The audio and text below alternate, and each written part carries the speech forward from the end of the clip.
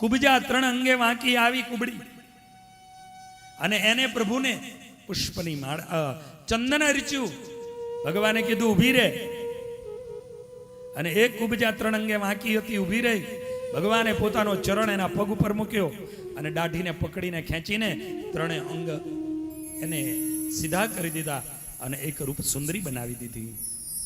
આ જીવ પણ આ કુબજાનો કથા નથી, આ હર જીવની કથા છે કે આ જીવ ભગવાનને ચંદન જેવો બની ઘસાવા માંડે ભગવાનની સેવામાં, તો ભગવાન આ જીવની જે 3 અંગે વાંકું છે, કુબડાપણું, એને દૂર કરે. કયું કુબડાપણું છે?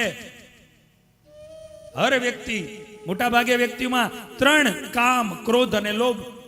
કા ક્રોધ હોય, કા કામ હોય, કા લોભ હોય. આ કુબડાપણું માણસનું તેજ ઝંખામણમાં પડાવે છે. અને આજે કુબડાપણું એ સમયે એને અહીંયા ભગવાને એનું કુબડાપણું દૂર કર્યું.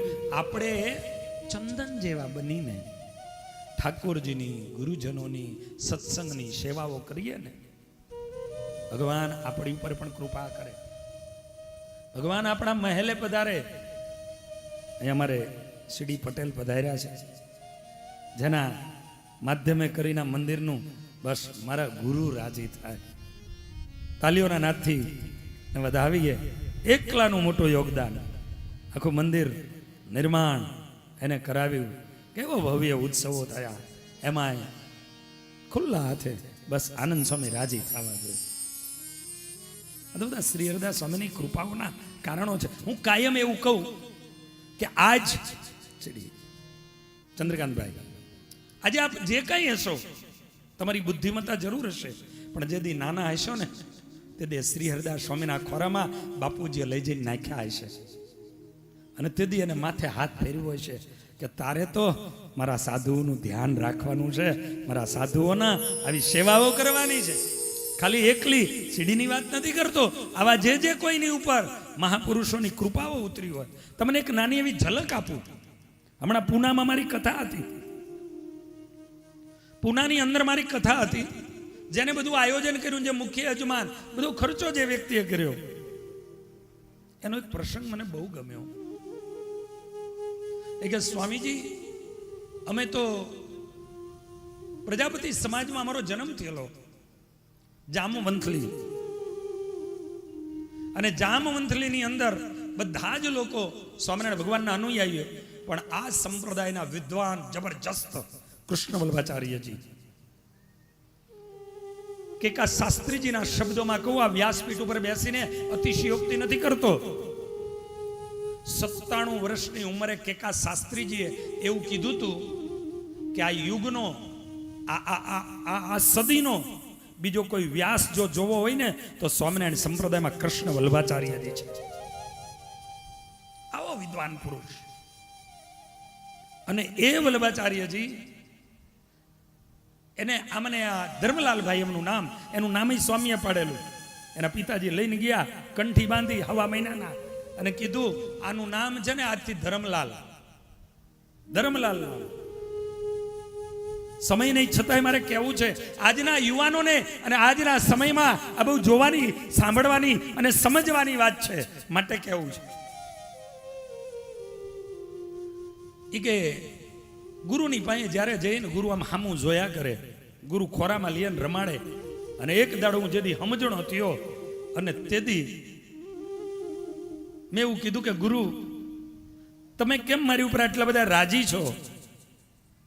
દુનિયા જેની પાછળ ગાંડી થાય, રાજકોટની અંદર આમ બહાર નીકળે ને ભાઈઓ ને બાઈઓ બધા એના ખાલી ચરણની રજ લેવા માટે લોકો દોઢું મૂકે, એવા પુરુષની વાત કરું છું. બન્યું એવું, એને તેદી એવું કીધું તું કે તને પહેલી નજરે તારા પિતા જેદી આવ્યા ને મારી પાસે કંઠી બંધાવી અને મેં તારું નામ પાડ્યું ને ત્યારથી મનમાં સંકલ્પ થઈ ગયો કે તું મારો છો. અને એટલે અધૂરા જેટલા સંપ્રદાયનો કામો હોય ને એ બધા તારા માધ્યમથી મારે કરાવવાના છે. હા, હવે સાંભળજો, પછી તો એ નાનું કામ કરવાનો માણા અને આગળ ગુરુના આશીર્વાદ લઈને પૂના ગયા, બહુ સુખી થયા. 500 કરોડ કરતા વધારેની પ્રોપર્ટીના અત્યારે માલિકો હશે. એક વખત મને ઘટના ખ્યાલ છે કે જામનગરમાં મારા ગુરુ ચાંદીના દરવાજાઓ બનાવડાવતા હતા, ત્યારે રાજકોટના મંગળાબા અને સૂરજબા સાંખ્યોગી બહેનો એને ભગત, જેમ અમારા સંદીપ ભગત છે ને, સ્વામીની પાસે અશ્વિન છે, એવી રીતે ભગતને કીધું કે ભગત એ સાંખ્યોગી બહેનોને કહેજો કે ચાંદીનો તૂટો આવ્યો છે અને સેવા મોકલો. પોતાની પાસે સાડલાના ભેગા થયેલા આ સાંખ્યોગી બહેનોએ બધા રૂપિયા ખાલી કરી દીધા અને ભગતને થેલી ભરી દીધી અને છેલ્લે એટલું કીધું કે તમારા ગુરુને એવું કહેજો કે હવે અમારા હાડલાના પણ બચ્યા નથી. આટલું કરીને આપી દીધા પૈસા. જામનગરની અંદર એ બધું બની ગયું.